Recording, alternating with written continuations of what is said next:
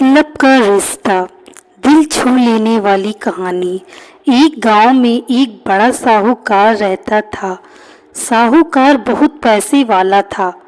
आसपास के कई गांव में उसका बड़ा नाम था। लेकिन इस साहूकार को अपने पैसों का, अपने रुतबे का और अपने नाम का बड़ा ही घमंड था। वह अपने नाम को बनाए रखने के लिए बहुत ज़्यादा सोचता था और बिना किसी की भावनाओं की कद्र किए वो सब करता था जो उसे लगता था कि करना चाहिए।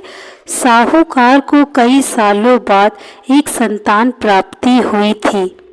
साहूकार ने अपनी खुशी को मनाने के लिए अपने घर पर एक बहुत बड़ा कार्यक्रम रखा, जिसमें उसने आसपास के गांव के सभी श्रीमंत लोगों को और सिर्फ ऐसे रिश्तेदारों को जो पैसे वाले थे उनको बुलाया था। पास के ही गांव में साहूकार की खुद की सगी बहन भी रहती थी, क्योंकि इन दिनों उसकी आर्थिक परिस्थिति कुछ अच्छी नहीं थी, इसलिए उसने अपनी बहन को तक नहीं बुलाया।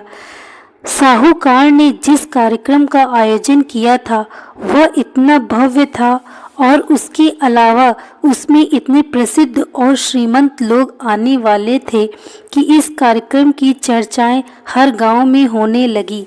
यह खबर उस साहूकार की बहन तक भी पहुंच गई। बहन को यह जानकर बहुत ज़्यादा खुशी हुई कि इतने सालों बाद उसके भाई को आखिरकार संतान सुख प्राप्त हो ही गया। बहन ने सोचा कि भाई गलती से उसे इस बारे में बताना भूल गया होगा और अपनों को भला कोई न्योता देता है। भोली बहन ने अपने भाई के यहाँ उस कार्यक्रम में जाने की तैयारियां शुरू कर दी। जिस दिन वह कार्यक्रम था उस दिन बहन सुबह सुबह ही अपने भाई के घर जाने के लिए निकल पड़ी। रास्ते में अपने पुराने मैले कपड़े देख उसे ख्याल आया कि अगर किसी और के घर जाना होता तो मैं ऐसे कपड़ों में जाने की सोचती भी नहीं, लेकिन मैं तो मेरे अपने घर, मेरे मायके जा रही हूँ, वहाँ मुझे ये सब सोचने की कोई ज़रूरत नहीं है। जैसे ही वह अपने मायके पहुँची, वहाँ का भव्य आयोजन देखकर वो बहुत खुश हो गई और उसे अपने भाई पर बहुत गर्व हुआ। वहाँ पर वह जल्दी से जल्दी अपने भाई को मिलकर उसकी खुशी में शामिल होना चाहती थी। वह तुरंत सीढ़ियाँ चढ़कर घर के अंदर प्रवेश कर गई।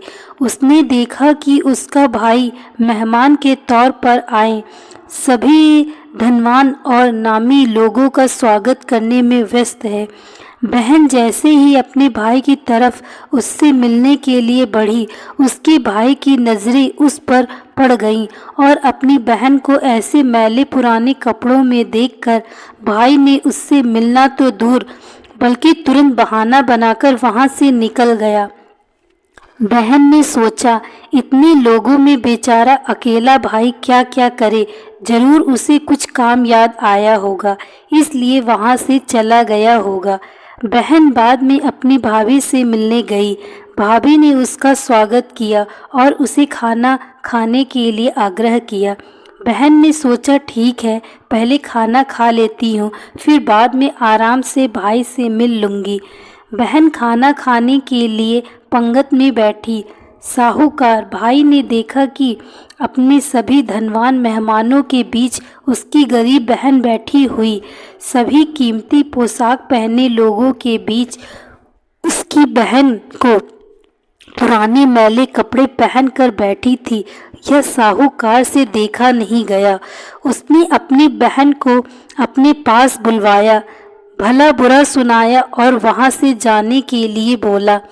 बहन ने अपने सपने में भी नहीं सोचा था कि उसके साथ कभी ऐसा व्यवहार भी हो सकता है, और वह भी उसके खुद के मायके में।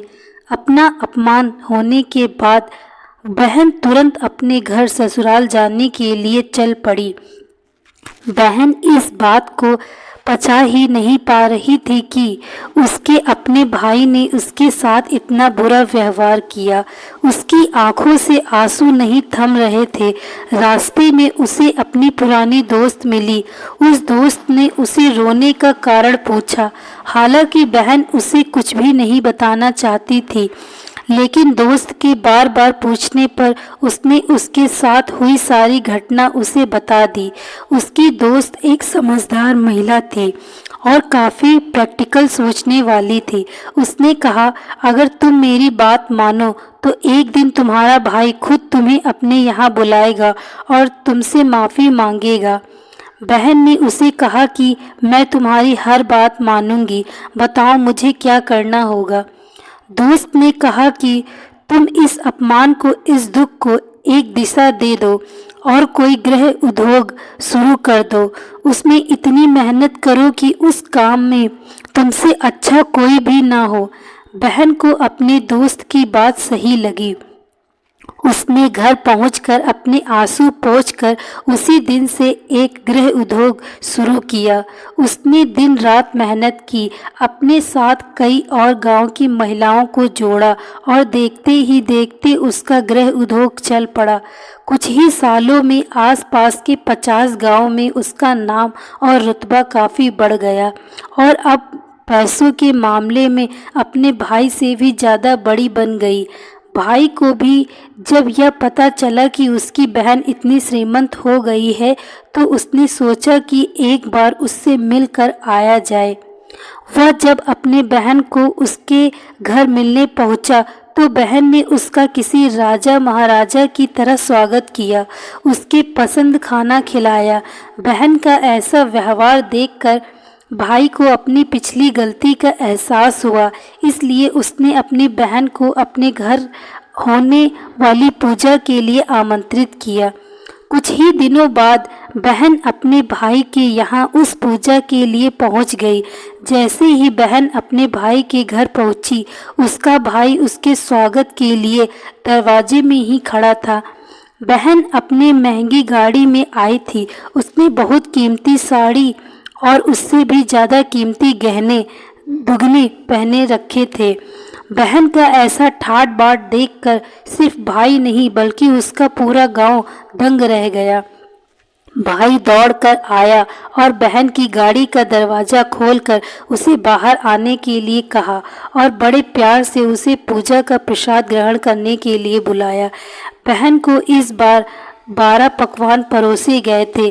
चांदी की थाली में उसे खाना दिया गया था। वह साथ में एक सोने की चम्मच भी रखी गई थी। उसके बैठने के लिए बेशकीमती पाट रखा गया था। बहन को यह सब देखकर उसके वह पुराने दिन याद आ गए जब भाई ने उसे बिना खाना खिलाए ही भला बुरा कहकर वापस लौटा दिया था। बहन खाना खाने के लिए तो नहीं बैठी, लेकिन उसने अपने सारे कीमती दाग दागने और जेवर उतार कर उस थाली के सामने रख दिए और खाने में से कुछ निवाले उन दाग दागिना पर रख दिए। बहन का ऐसा व्यवहार देखकर सभी हैरान थे। किसी को नहीं समझ में आ रहा था कि बहन ऐसा क्यों कर रही है। आखिर वह क्यों उन जेवरों को खाना खिला रही है। जब सभी से ने उनसे पूछा कि वह क्यों ऐसा कर रही है, तब बहन ने सबके सामने बताया कि आज जो उसका इतना मान सम्मान हो रहा है वह दरअसल उसका नहीं, उसके इन्हीं कीमती दाग दागिनों और कपड़ों का हो रहा है, क्योंकि मैं तो अभी भी वही पुरानी साहूकार की बहन ही हूँ। अगर कुछ बदला है तो वह मेरी परिस्थिति है, मेरे कपड़े और गहने हैं। भाई ने अपनी गलती का एहसास होने पर इस बार अपनी बहन के पैर पकड़कर माफ़ी मांगी। बहन जो पहले भी अपने भाई से निस्वार्थ प्रेम करती थी, उसने अपने भाई को माफ़ कर दिया और उसे गले से लगा लिया। दोस्तों, पैसे सिर्फ हमारे जीवन को सरल बनाने के लिए हैं, जबकि रिश्ते जीवन में मिले किसी वरदान की तरह हैं।